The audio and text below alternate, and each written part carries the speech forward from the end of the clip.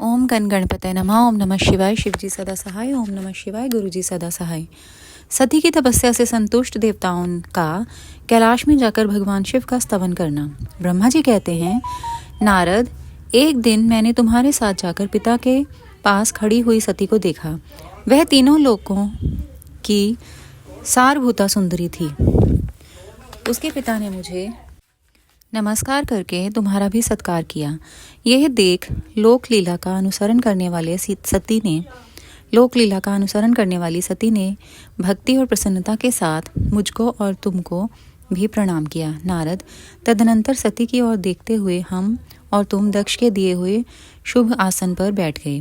तत्पश्चात मैंने उस विनयशीला बालिका से कहा, सती, जो केवल तुम्हें ही चाहते हैं और तुम्हारे मन में भी एकमात्र जिनकी ही कामना है, उन्हीं सर्वज्ञ जगदीश्वर महादेव जी को तुम पति रूप में प्राप्त करो। शुभे, जो तुम्हारे सिवा दूसरी किसी स्त्री को पत्नी रूप में ना तो ग्रहण कर सके हैं, ना करते हैं और ना भविष्य में ही ग्रहण करेंगे, वे ही भगवान शिव तुम्हारे पति हों। वे तुम्हारे ही योग्य हैं, दूसरे के नहीं। नारद, सती से ऐसा कहकर मैं दक्ष के घर में देर तक ठहरा रहा। फिर उनसे विदा ले मैं और तुम दोनों अपने अपने स्थान को चले आए। मेरी बात को सुनकर दक्ष को बड़ी प्रसन्नता हुई। उनकी सारी मानसिक चिंता दूर हो गई और उन्होंने अपनी पुत्री को परमेश्वरी समझकर गोद में उठा लिया। इस प्रकार कुमारोचित सुंदर लीला विहारों में सुशोभित होती हुई भक्त वत्सला सती, जो स्वेच्छा से मानव रूप धारण करके प्रकट हुई थीं, कुमारावस्था पार कर गईं। बाल्यावस्था बिताकर किंचित युवावस्था को प्राप्त हुई सती अत्यंत तेज एवं शोभा से संपन्न हो संपूर्ण अंगों से मनोहर दिखाई देने लगी। लोकेश दक्ष ने देखा कि सती के शरीर में युवावस्था के लक्षण प्रकट होने लगे हैं। तब उनके मन में यह चिंता हुई कि मैं महादेव जी के साथ इनका विवाह कैसे करूं।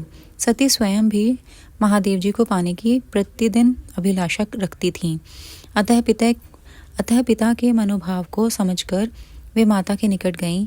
विशाल बुद्धि वाली सती रूपिणी परमेश्वरी शिवा ने अपनी माता वीरिणी से भगवान शंकर की प्रसन्नता के निमित्त तपस्या करने के लिए आज्ञा मांगी। माता की आज्ञा मिल गई। अतः दृढ़ता पूर्वक व्रत का पालन करने वाली सती ने महेश्वर को पति रूप में प्राप्त करने के लिए अपने घर पर ही उनकी आराधना आरंभ की।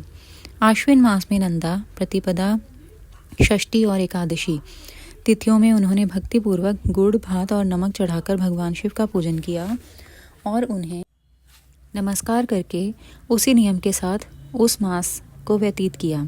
कार्तिक मास की चतुर्दशी को सजा कर रखे हुए मालपुओं और खीर से परमेश्वर शिव की आराधना करके वे निरंतर उनका चिंतन करने लगीं। मार्गशीर्ष मास के कृष्ण पक्ष की अष्टमी तिथि को तिल, जौ और चावल से हर की पूजा करके ज्योतिर्मय दीप दिखाकर अथवा आरती करके सती दिन बिताती थीं। पौष मास के शुक्ल पक्ष की सप्तमी को रात भर जागरण करके प्रातःकाल खिचड़ी का नैवेद्य लगा वे शिव की पूजा करती थीं।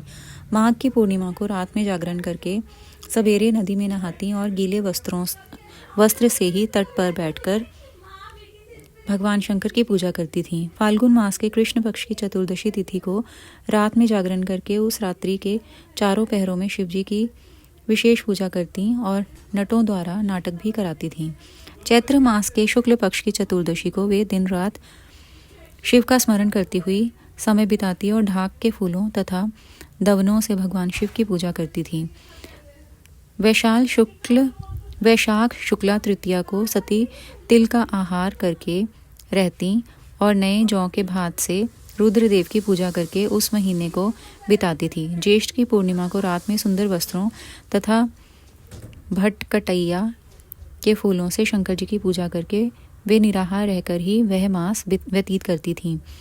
आषाढ़ के शुक्ल पक्ष की चतुर्दशी को काले वस्त्र और भटकैया के फूलों से वे रुद्रदेव का पूजन करती थीं। श्रावण मास के शुक्ल पक्ष की अष्टमी एवं चतुर्दशी को वे यज्ञोपवीतों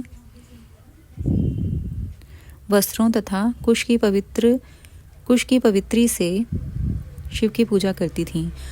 भाद्रपद मास के कृष्ण पक्ष की त्रयोदशी तिथि को नाना प्रकार के फूलों और फलों से शिव का पूजन करके सती चतुर्दशी तिथि को केवल जल का आहार किया करती।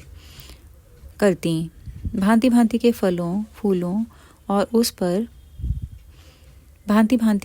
फूलों और उस समय उत्पन्न होने वाले अन्नों द्वारा वे शिव का पूजन करती और महीने भर अत्यंत नियमित आहार करके केवल जप में लगी रहती थी। सभी महीनों में सारे दिन सती शिव की आराधना में ही संलग्न रहती थी। अपनी इच्छा से मानव रूप धारण करने वाली वे देवी दृढ़तापूर्वक उत्तम व्रत का पालन करती थीं। इस प्रकार नंदा व्रत को पूर्ण रूप से समाप्त करके भगवान शिव में अनन्य भाव रखने वाली सती एकाग्रचित हो बड़े प्रेम से भगवान शिव का ध्यान करने लगी तथा उस ध्यान में ही निश्चल भाव से स्थित हो गईं। मुने, इसी समय सब देवता और ऋषि भगवान विष्णु और मुझको आगे करके सती की तपस्या देखने के लिए गए। वहां आकर देवताओं ने देखा सती मूर्तिमती दूसरी सिद्धि के समान जान पड़ती है। वे भगवान शिव के ध्यान में निमग्न हो उस समय सिद्धावस्था को पहुंच गई थीं।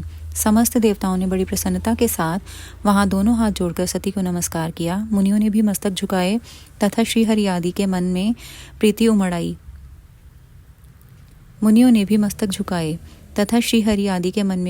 उमड़ आई। श्री विष्णु आदि सब देवता और मुनि आश्चर्यचकित हो सती देवी की तपस्या की भूरी भूरी प्रशंसा करने लगे।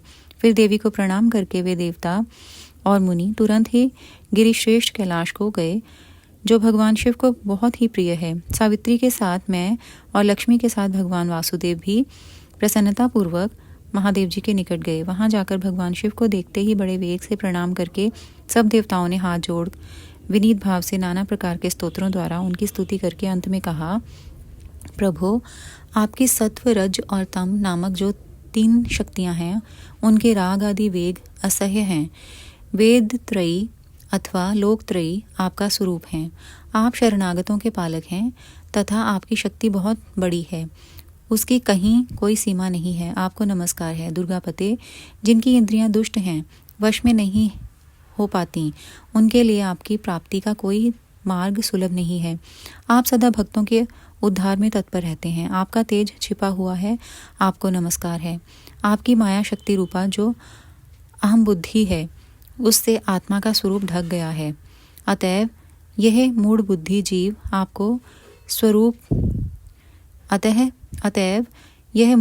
जीव अपने स्वरूप को नहीं जान पाता। आपकी महिमा का पार पाना अत्यंत कठिन ही नहीं, सर्वथा असंभव है।